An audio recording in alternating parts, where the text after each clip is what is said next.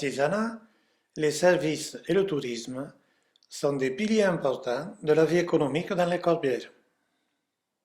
L'agriculture et l'élevage sont directement influencés par une géologie particulière et le climat qui en découle.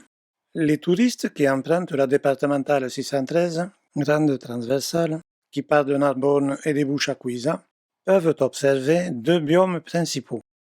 Le massif des Corbières est caractérisé par une zone haute à l'ouest et une zone qui s'étend jusqu'à la mer à l'est. Les hautes Corbières sont donc sous influence océanique, tandis que le côté est est sous influence méditerranéenne, avec bien sûr de végétations différentes, ce qui a une incidence sur les cultures et les pâturages.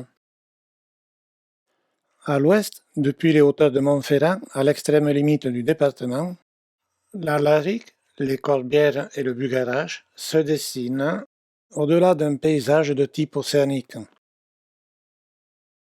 Le Bugarach est pris dans la glace, alors que le massif de l'Ourne et le Milobre de Buisse dominent le village du même nom.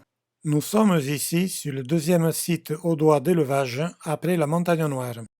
Dans la Hêtrée, l'automne est un enchantement.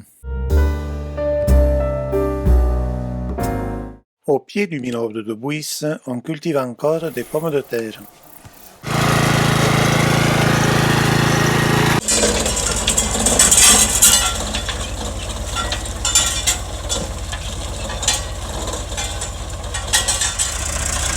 Sur les hauteurs d'Aurillac, on perçoit le changement de végétation, alors qu'au bord de l'Orbieu, l'herbe reste grasse.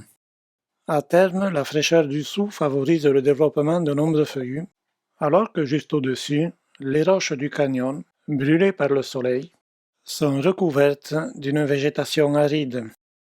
Plus à l'est, à proximité de l'abbaye de Fontfroide, la vigne et le pin parasol règnent sur les plaines et les collines. À Méronne, les chèvres vont se charger d'ouvrir les espaces pour le plus grand bonheur des chasseurs et des randonneurs.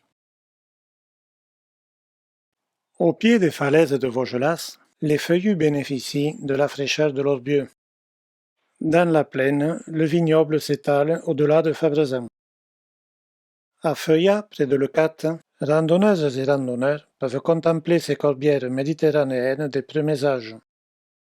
À Tuchan, un troupeau de moutons se charge de préserver la biodiversité, mais les reines du pays sont les chèvres, comme ici celles de Davejean.